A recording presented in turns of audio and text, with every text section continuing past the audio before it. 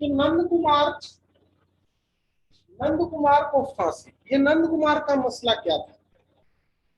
देखिए, Warren Hastings जिस समय बंगाल का गवर्नर बना या गवर्नर बनकर आया, तो 1773 के रेगुलेटिंग एक्ट के द्वारा कंपनी ने बंगाल की सत्ता अपने हाथों में ले ली।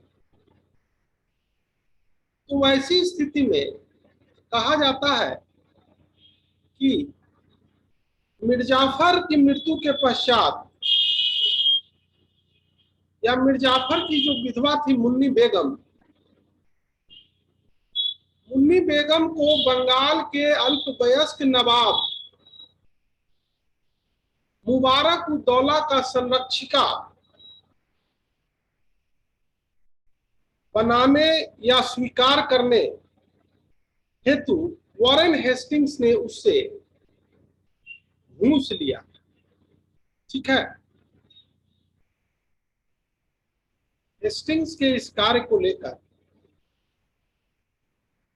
नंद कुमार नामक एक बंगाली ब्राह्मण जो बहुत ही मेधावी था, उसने हेस्टिंग्स पर मुकदमा किया। चूंकि वॉरेन हेस्टिंग्स उस समय बंगाल का, या यूं कहे भारत का सर्वाधिक शक्तिशाली व्यक्ति था, उसने उल्टे नंद कुमार पर मुकदमा करवाया। एक व्यक्ति से, संभवतः मोहन कुमार या नाम का कोई व्यक्ति था, उससे यह मुकदमा करवाया कि नंद कुमार ने उसके साथ जालसाजी किया है, और उस मामले की सुनवाई कलकत्ता सुप्रीम कोर्ट में हुआ और जज भी थे एलिजा इम्पे। और एलिजा इम्पे ने वॉरेन हेस्टिंग्स के प्रभाववश उस मुकदमे में नंद कुमार को फांसी दिया, जिसे उस समय के बहुत से तत्कालीन इतिहासकारों ने, विद्वानों ने या न्याय के समर्थकों ने कानून की हत्या की संज्ञा दी थी। तो यह नंद कुमार का मुकदमा और बाद में उसकी फांसी हेस्टिंग्स के व्यक्तित्व पर एक काला धब्बा माना जाता है। ठीक है, ये पहला। दूसरा, अवध के बेगमों से गैर कानूनी ढंग से धन की वसूली। दूसरा जो कार्य उसने किया, तो अवध के बेगम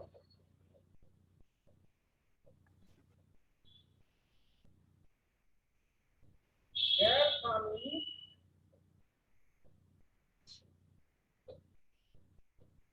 ढंग से धन की वसूली। तो ये जो था,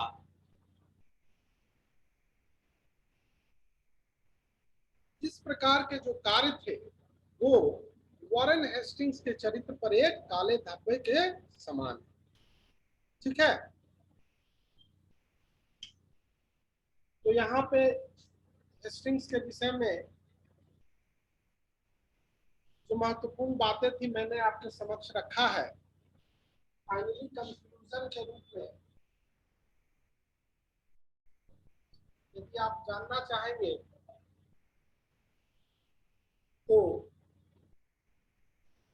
वॉरेन हेस्टिंग्स को भारत में किस रूप में याद किया जाता है, तो देखिए, क्लाइव जो भारत में ब्रिटिश साम्राज्य का संस्थापक माना जाता है, तो हेस्टिंग्स को हम भारत में ब्रिटिश साम्राज्य को स्थिरता देने वाले व्यक्ति के रूप में, अर्थात हेस्टिंग्स वह व्यक्ति था जिसने भारत में ब्रिटिश साम्राज्य को स्थिरता, स्टेबिलिटी प्रदान किया। इस रूप में हम उसे याद कर सकते हैं। इसके विषय में एक अन्य महत्वपूर्ण जानकारी यह है कि जब यह भारत से इंग्लैंड लौटा तो हाउस ऑफ लॉर्ड्स में इस पर महाभियोग का मुकदमा चला। नोट कर लीजिए, भारत से लौटने पर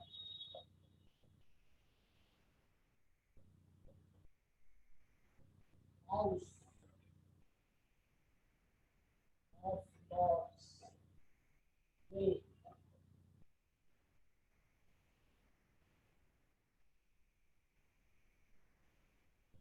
महाभियोग का मुकदमा पर चलाया। ये था वॉरेन हेस्टिंग्स के विषय में महत्वपूर्ण जानकारी। अब आते हैं इससे आगे। वॉरेन हेस्टिंग्स के बाद सर जॉन मैकफर्सन बंगाल का गवर्नर जनरल बनकर आता है और वह ज्यादा दिनों तक अपने पद पर नहीं रहता है। 1785 में आता और 1786 अर्थात 1 वर्षों के लिए वह, उसका कार्यकाल अत्यंत संक्षिप्त था, मात्र 1 वर्षों के लिए। तो वॉरेन हेस्टिंग के बाद John Macpherson, John Macpherson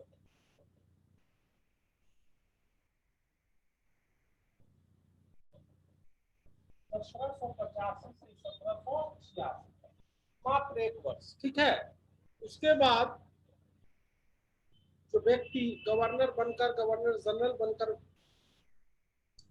Bengal आता है, तो काफी चर्चित व्यक्ति था और उसने भारत में ब्रिटिश सत्ता या भारत में अपने कार्यकाल के दौरान कई महत्वपूर्ण कार्य किए, जिसके चिन्ह आज भी आपको दृष्टिगोचर होंगे, अर्थात वो आज भी हमारी सोसाइटी में विद्यमान है।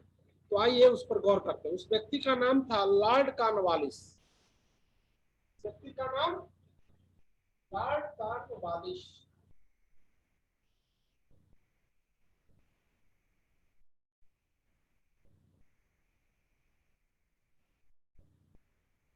लॉर्ड कॉर्नवालिस 1786 से 1793। लॉर्ड कॉर्नवालिस ने भारत में 1786 से 1793 तक, इसका कार्यकाल माना जाता है था, माना किया जाता है था। तो अपने इस कार्यकाल के लगभग 7 वर्षों के कार्यकाल के दौरान उसके द्वारा कौन कौन से कार्य किए गए वो याद रखिए या उसको देखिए। तो सबसे पहली बात जो आपको देखना है वो है 1786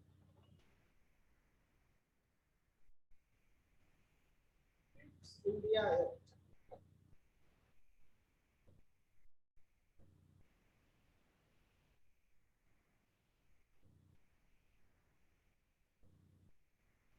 के तहत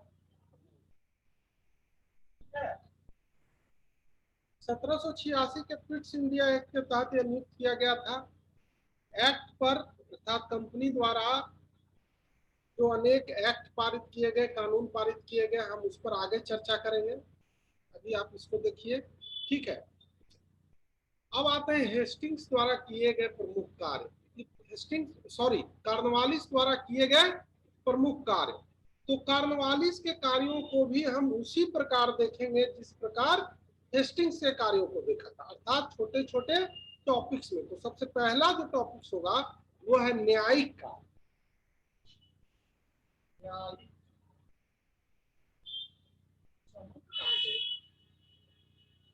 न्यायिक कार्य अर्थात उसने न्याय व्यवस्था के क्षेत्र में कौन से महत्वपूर्ण कार्य किए थे। तो सबसे पहला कार्य जो था उसके द्वारा कि कलेक्टर को दीवानी न्यायाधीश का प्रभार दिया। तो सबसे पहली बात, जिले की समस्त शक्ति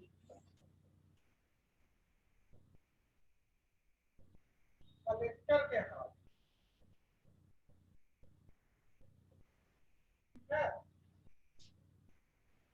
कलेक्टर को दीवानी न्यायाधीश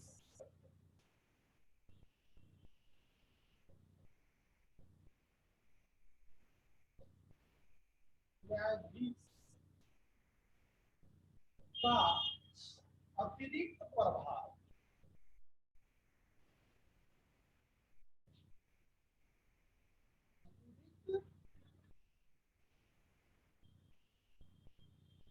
प्रभार कॉर्नवालिस ने जिले की समस्त शक्ति को कलेक्टर के हाथों में केंद्रित कर दिया। दूसरा उसने क्या किया, तो दीवानी न्यायाधीश यानी दीवानी न्यायालय का प्रमुख न्यायाधीश अर्थात जिले स्तर पर जो दीवानी न्यायालय थे उसका प्रमुख उसने कलेक्टर को भी बना दिया था। तो ये अतिरिक्त चार्ज उसने कलेक्टर को दिया। ठीक है। अगला, फौजदारी, अर्थात जो फौजदारी न्यायालय की स्थापना वॉरेन हेस्टिंग्स के द्वारा किया गया था, उसने फौजदारी न्यायालय को समाप्त कर दिया और उसके स्थान पर 4 सर्किट कोर्ट यानी भ्रमणशील न्यायालय की स्थापना।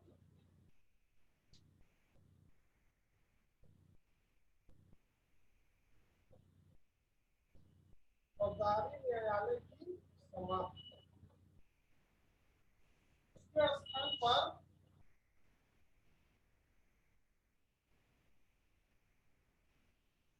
4 सर्किट कोर्ट की स्थापना। 3 बंगाल और 1 बिहार।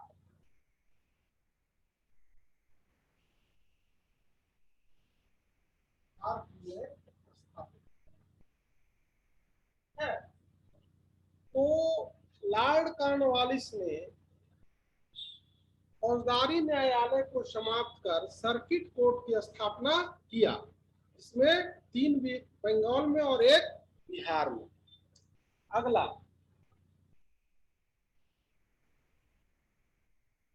अगला जो कार्य उसने किया वो था कानून की विशिष्टता का नियम लागू। कानून की विशिष्टता है।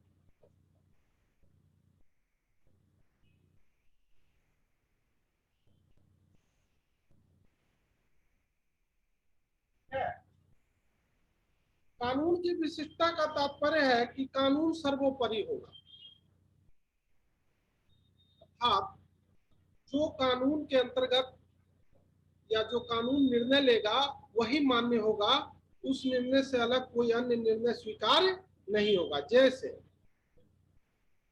भारत में या उस समय बंगाल में यह व्यवस्था थी कि यदि कोई व्यक्ति अपराध करता है तो उस व्यक्ति के खिलाफ जो गवाह होंगे वो उसी के धर्म से संबंधित होने चाहिए, अर्थात किसी मुस्लिम के खिलाफ कोई हिंदू गवाह नहीं हो सकता। तो ये बात थी। दूसरा, यदि कोई व्यक्ति हत्या डकैती के आरोप में पकड़ा जाता है तो वादी प्रतिवादी यदि चाहे तो आपस में ले पैसों का लेन देन करके समझौता कर सकते। इस प्रकार, तो इस तरह की जो मान्य परंपराएं थी, कॉर्नवालिस ने इनको समाप्त किया और उसकी जगह कानून की विशिष्टता का नियम लागू किया, अर्थात इन सारी बातों को उसने समाप्त कर दिया। अगला जो महत्वपूर्ण कार्य था वो कॉर्नवालिस कोड का निर्माण।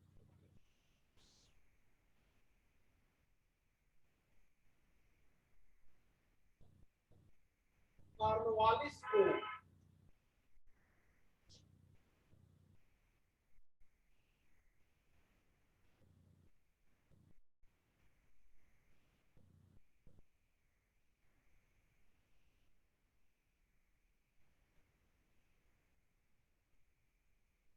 लॉर्ड कॉर्नवालिस ने कॉर्नवालिस कोड का निर्माण करवाया जो शक्तियों के पृथक्करण यानी सेपरेशन ऑफ पावर पर आधारित था। सेपरेशन ऑफ पावर के तहत क्या किया गया, तो न्यायिक कार्य को प्रशासनिक कार्य से अलग किया गया। ठीक है। न्यायिक कार्य को अर्थात कर प्रशासन को न्याय प्रशासन से पृथक किया गया। कर प्रशासन को न्याय प्रशासन से,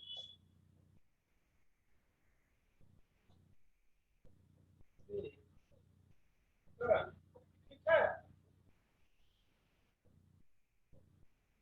यह माना गया कि टैक्स सिस्टम यानी कि करों की वसूली और न्याय करना दो अलग अलग बातें हैं, दोनों में अलग अलग विशेषज्ञता की जरूरत पड़ती है, इसलिए कर प्रशासन को न्याय प्रशासन से इसने अलग किया। ठीक है।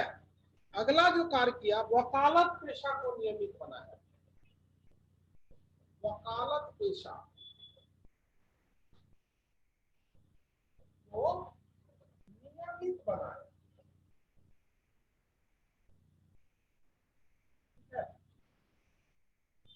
अर्थात अभी जो आप लोग वकील देखते हैं कोर्ट्स में, हाई कोर्ट, सिविल कोर्ट में जो वकील देखते हैं, ये वकील लोग अर्थात वकालत के पेशा को स्थायित्व प्रदान करने का श्रेय इस लॉर्ड कॉर्नवालिस को ही जाता है। तो ये था उसके द्वारा किए गए न्यायिक सुधार। अब आते हैं अगला, पुलिस सुधार।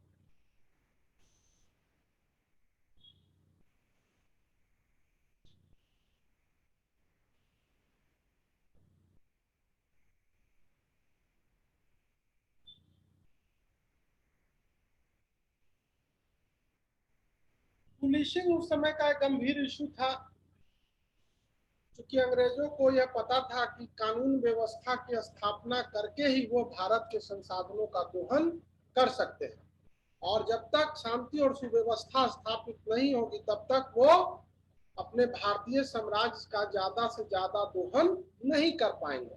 अतः उन्होंने पुलिस सुधार पे फोकस किया, और इस संदर्भ में लॉर्ड कॉर्नवालिस द्वारा अनेक महत्वपूर्ण कार्य किए गए। तो पहला, जमींदारों के पुलिस अधिकार समाप्त कर दिए गए।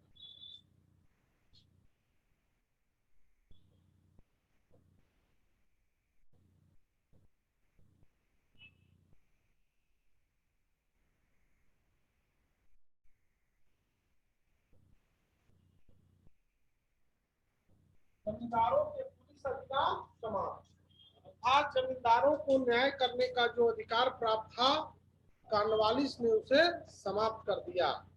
ठीक है। दूसरा, पुलिस कर्मचारियों के वेतन में, या यूं कहिए कि पुलिस कर्मचारियों के वेतन में वृद्धि।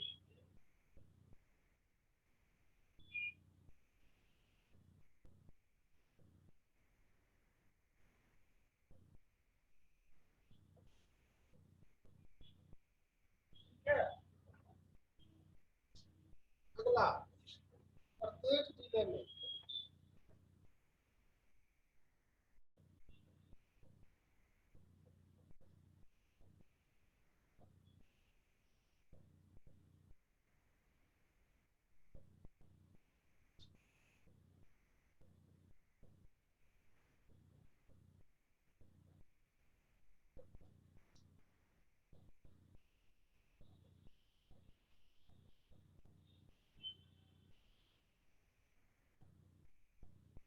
कॉर्नवालिस ने जो अगला महत्वपूर्ण कार्य किया था वो था कि प्रत्येक 32 किलोमीटर पर एक पुलिस थाने की स्थापना की गई। आज जो आप लोग पुलिस चौकी देखते हैं, इस चौकी का संस्थापक यदि कहिए तो वो लॉर्ड कॉर्नवालिस ही था।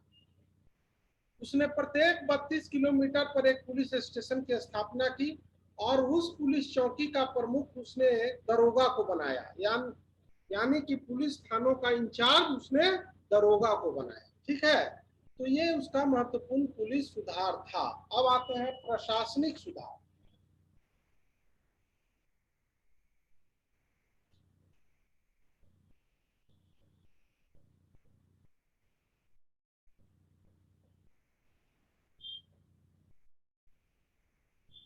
कॉर्नवालिस द्वारा किए गए महत्वपूर्ण प्रशासनिक सुधार। तो सबसे पहला जो बात याद रखना है आपको, और बड़ा ही चर्चित है, ये बड़ा ही इम्पोर्टेंट है, तो कॉर्नवालिस को सिविल सेवा का जनक माना जाता है।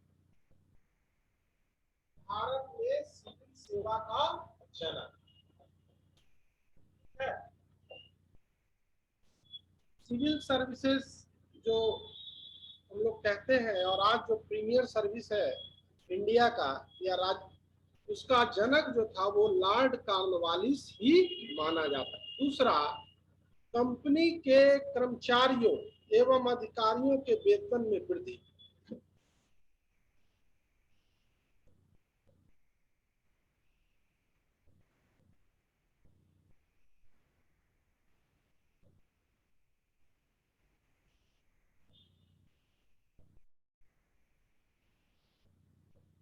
इसका तात्पर्य था कि कॉर्नवालिस के समय में कंपनी में बड़े पैमाने पर घूसखोरी था, भ्रष्टाचार था। कॉर्नवालिस ने घूसखोरी और भ्रष्टाचार को नियंत्रित करने का प्रयास किया, और उसने महसूस किया यदि अधिकारियों का वेतन ज्यादा होगा तो वो घूसखोरी और भ्रष्टाचारी से मुक्त रहेंगे। अतः उसने उनके वेतन में बढ़ोतरी किया। अगला, प्रशासनिक सेवा का यूरोपीयकरण।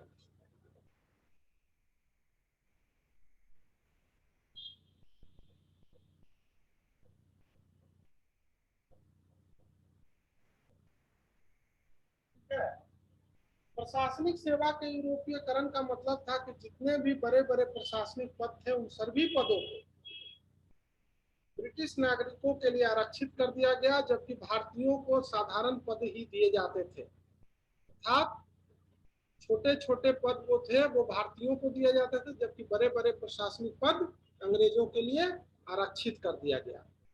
तो ये था उसका प्रशासनिक सुधार। अब आते हैं भू राजस्व सुधार।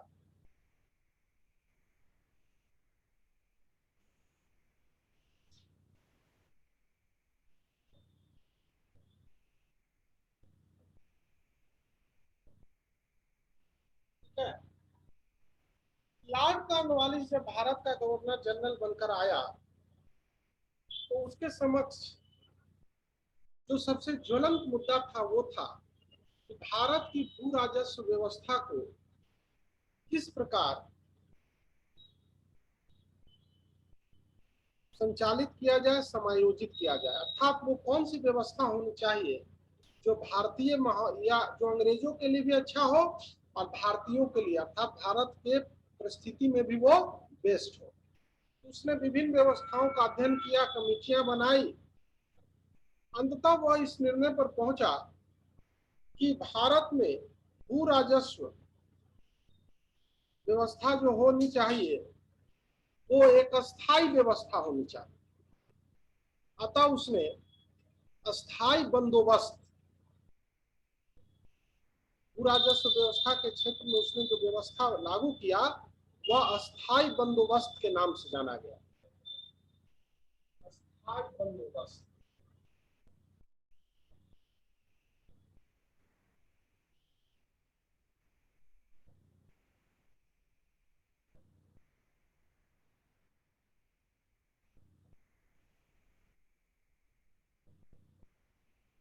अस्थायी बंदोबस्त को जमींदारी प्रथा के नाम से भी जाना जाता है और भारत में अस्थायी बंदोबस्त या जमींदारी प्रथा का जनक लॉर्ड कॉर्नवालिस को माना जाता है। ठीक है।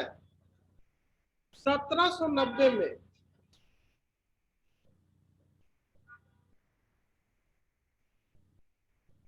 10 वर्षों के लिए वर्षों के लिए 10 वर्षों के लिए पुनः 1793 में स्थायी बना दिया गया है। 1790 में इसे 10 वर्षों के लिए लागू किया गया और 1793 में इसे अस्थायी बना दिया गया। कहने का मतलब है, अब आपको समझना यह है वास्तव में यह व्यवस्था थी क्या, है क्या। तो देखिए, जमींदारी व्यवस्था के अंतर्गत जमींदारों को भूमि का स्वामी स्वीकार किया गया। क्या किया गया? जमींदारों को भूमि पर पैतृक अधिकार दिया गया। कहने का मतलब कि यदि कोई जमींदार है तो वह या उसके बाद उसी का कोई परिवार का व्यक्ति जमींदार रहेगा, अर्थात उस भूमि पर उसके पैतृक अधिकारों को मान्यता दे दी गई। ठीक है। दूसरा, यह अधिकार तब तक बना रहेगा जब तक जमींदार सरकार द्वारा निर्धारित राजस्व की राशि को जमा करता रहेगा। तो इसके तहत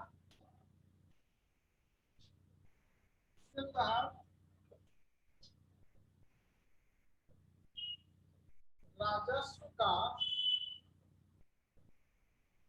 8/9 भाग सरकार का, इसका था सरकार का, जबकि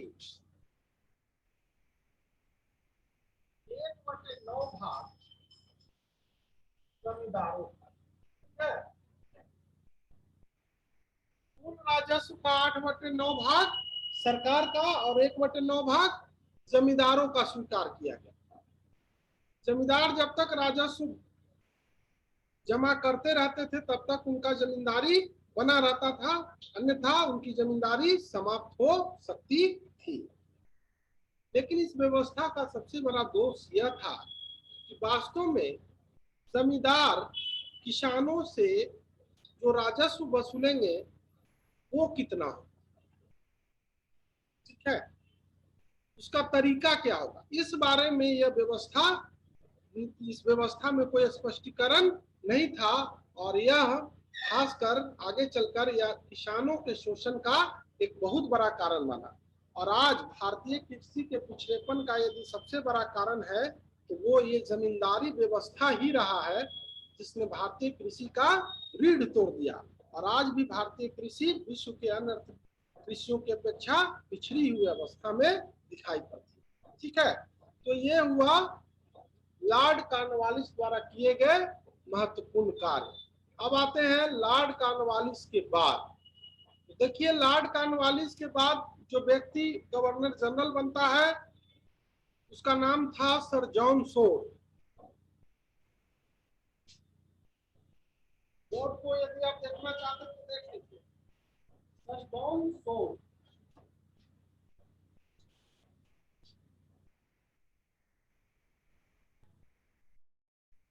सर जॉन सोर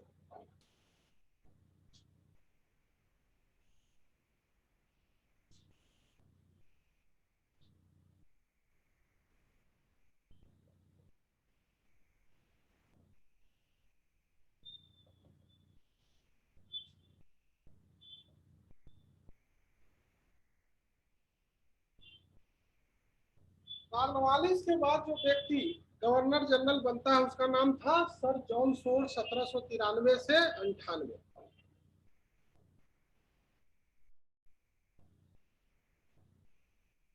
जॉन सोर की सबसे बड़ी जो विशेषता थी वो थी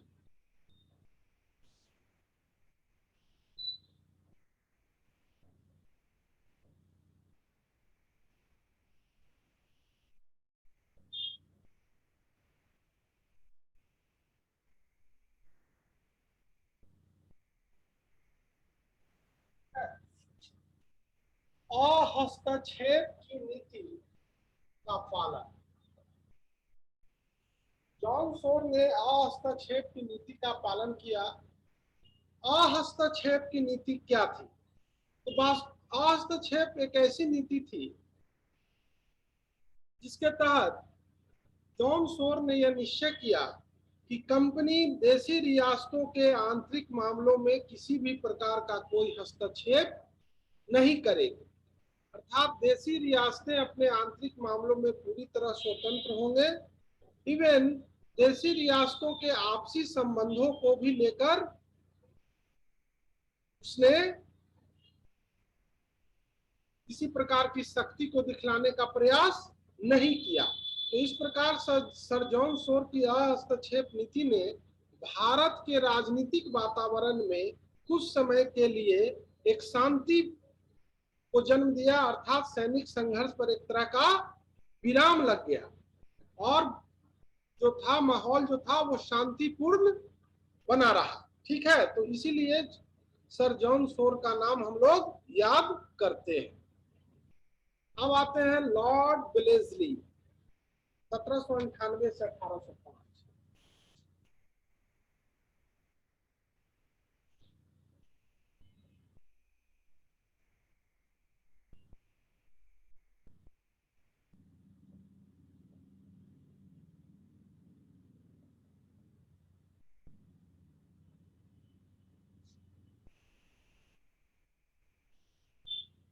सर जॉन सोर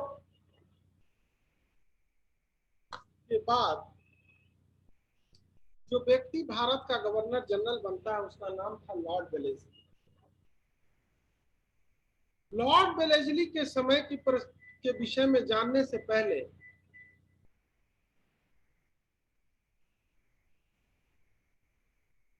या यूं कहिए कि लॉर्ड वेलेस्ली का भारत में जो महत्वपूर्ण कार्य किए गए उसको जानने से पहले दो बातों को आपको गौर करना होगा। तो वो बात है कि लॉर्ड वेलेस्ली जब भारत में आया था तो उसके समक्ष कौन सा प्रमुख लक्ष्य था, क्या प्रमुख उद्देश्य। जब आप उसके उद्देश्यों को समझिएगा तभी उसके आधार पर आप उसके कार्यों का मूल्यांकन कर पाइएगा। तो जब लॉर्ड वेलेस्ली भारत आया तो उसके समक्ष दो महत्वपूर्ण उद्देश्य। पहला,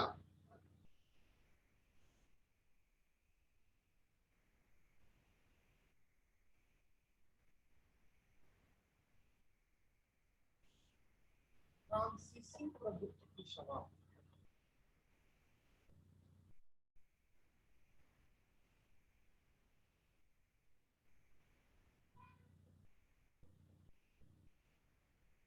फ्रांसीसी प्रभुत्व की समाप्ति। और दूसरा,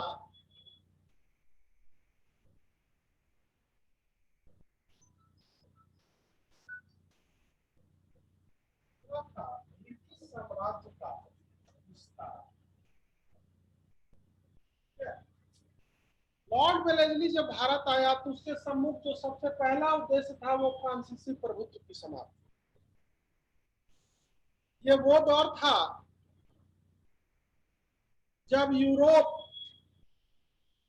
या यूरोप ही नहीं एशिया अफ्रीका में नेपोलियन बोनापार्ट का ख्याति बढ़ रहा था। नेपोलियन बोनापार्ट फ्रांस का एक महान विजेता, महान राजा हुआ जिसने अपनी योग्यता और सामर्थ्य के दम पर यूरोप को एक तरह से आंदोलित कर रखा था, या यूं कहिए कि उसके द्वारा फ्रांसीसी साम्राज्य या फ्रांस का गौरव अपने चरम बिंदु को छू रहा था।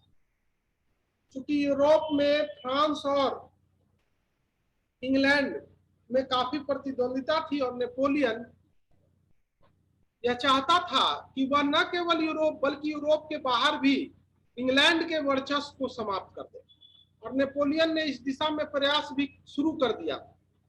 परिणाम स्वरूप इंग्लैंड में नेपोलियन के प्रति भय का वातावरण था। और उसी दौरान भारत में लॉर्ड वेलेस्ली गवर्नर जनरल बनकर आता है और उसे यह भय था कि कहीं नेपोलियन उसके भारतीय साम्राज्य को भी डिस्टर्ब करने का प्रयास न करे, क्योंकि ऐसी आशंका थी या ऐसा कहा जाता था कि टीपू सुल्तान ने नेपोलियन के साथ पत्र व्यवहार किया था और उसे भारत अभियान के लिए प्रेरित किया था, और इस संबंध में नेपोलियन ने अपनी सहमति भी दी थी। दुर्भाग्यवश टीपू सुल्तान मारा गया अंग्रेजों के साथ युद्ध में, लेकिन नेपोलियन का भय अभी समाप्त नहीं हुआ था।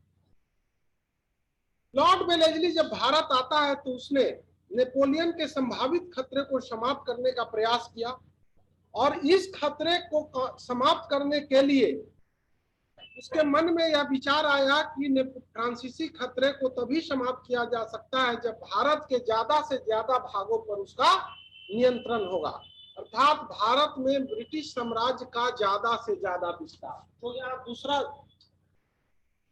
लक्ष्य मैंने बोर्ड पे लिखा है।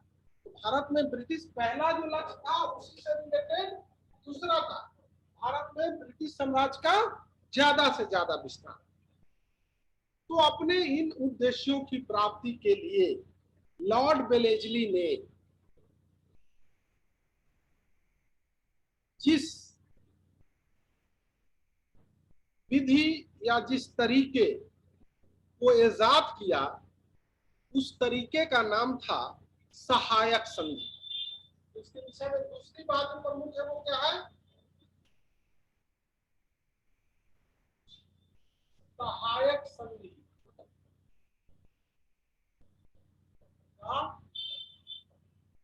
प्रयोग। यानी भारत में लॉर्ड वेलेस्ली को उसकी सहायक संधियों के लिए ही हम लोग याद करते हैं। यहाँ पे एक बात मैं आपको बताना चाहता हूँ कि भारत में सहायक संधि का प्रयोग करने वाला लॉर्ड वेलेस्ली प्रथम व्यक्ति नहीं था। बल्कि भारत में सहायक संधि को इंट्रोड्यूस करने वाले व्यक्ति का नाम था डुप्ले। डुप्ले फ्रांसीसी गवर्नर था, इस पर हम लोगों ने पहले पढ़ा भी है। डुप्ले ने भारत में भारत के देशी रियासतों के आपसी मतभेदों में इंटरफेयर कर अर्थात उसमें हस्तक्षेप किया और उससे फायदा लिया, और इस प्रकार के बात को या इस प्रकार की व्यवस्था को सहायक संधि कहा गया। अर्थात एक रियासत के साथ दोस्ती करो और उसके शत्रुओं के खिलाफ उसे मदद करो और बाद में उससे क्षेत्र प्राप्त करो। ये जो पॉलिसी थी ये बेसिकली डुप्ले की थी, लेकिन लॉर्ड वेलेस्ली का नाम इससे इसलिए प्रमुखता से जुड़ा हुआ है कि लॉर्ड वेलेस्ली ने इस सिद्धांत को भारत में बड़े पैमाने पर प्रयोग किया और इस सफलता के साथ प्रयोग किया कि कहा जाता है कि इसके शासनकाल में भारत में ब्रिटिश साम्राज्य का विस्तार मतलब बियॉन्ड द एक्सपेक्टेशन जिसको कहते हैं आशातीत विस्तार हुआ। ठीक है, और इन सबके पीछे जो कारण था, जो फॉर्मूला था, वो था सहायक संधि। तो आइए सहायक संधि क्या था इसको पहले हम लोग जानते हैं। तो सहायक संधि के प्रमुख बातों को या शर्तों को यहाँ पर हम लोग चर्चा करेंगे। तो पहला शर्त है कि सहायक संधि अंग्रेज और देशी रियासतों के बीच होता था। ठीक है, पहली बात क्या है, सहायक संधि अंग्रेज और देशी रियासतों के बीच होता था और जिसकी जो शर्तें होती थी सहायक संधि की शर्त, ये शर्तें बड़ा ही अंग्रेजों के लिए लाभकारी होता था। इसकी कुछ प्रमुख शर्तों पर हम लोग चर्चा करते हैं। तो पहला शर्त, देशी रियासतों का विदेशी संबंध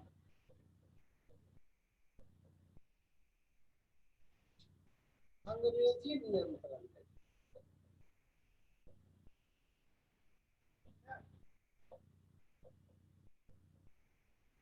कहने का मतलब कि जो देशी राज अंग्रेजों से सहायक संधि करते थे उनके वैदेशिक संबंध ब्रिटिश नियंत्रण में चला जाता था। अर्थात उन देशी राज्यों को अपने पड़ोसी राज्य या किसी अन्य दूसरे राज्य के साथ न तो शांति और न ही युद्ध या किसी भी प्रकार का उनका संबंध जो था उस पर विराम लग जाता था। यदि किसी दूसरे राज्य के साथ उनका संबंध स्थापित होता था तो उसका जो माध्यम था वो अंग्रेज बनते थे। तो इस प्रकार फॉरेन पॉलिसी जो था वो पूरी तरह अंग्रेजों के नियंत्रण में चला गया। फायदा क्या हुआ अंग्रेजों को? तो इस प्रकार देशी राज्यों के अंग्रेजों के खिलाफ किसी भी संभावित गठबंधन को बनने से रोका गया। अर्थात ऐसी आशंका थी कि अंग्रेजों के खिलाफ देशी राज्यों का कोई गठबंधन बन सकता है, तो उस संभावना को इस संधि की शर्तों के द्वारा समाप्त कर दिया गया। तो ये बड़ा ही इंपॉर्टेंट था। दूसरा, खैर आज यहीं तक हम लोग रखते हैं इसको, पहला शर्त। आगे जो आएंगे इसके अन्य प्रमुख शर्तों पर हम लोग चर्चा करेंगे। चूंकि समय समाप्त हो रहा है ऑनलाइन का, तो आप लोग आज यही हम इसको छोड़ते हैं। अगले क्लास में पुनः यहाँ से शुरू करेंगे और मैं अपना क्लास समाप्त कर रहा हूँ। धन्यवाद।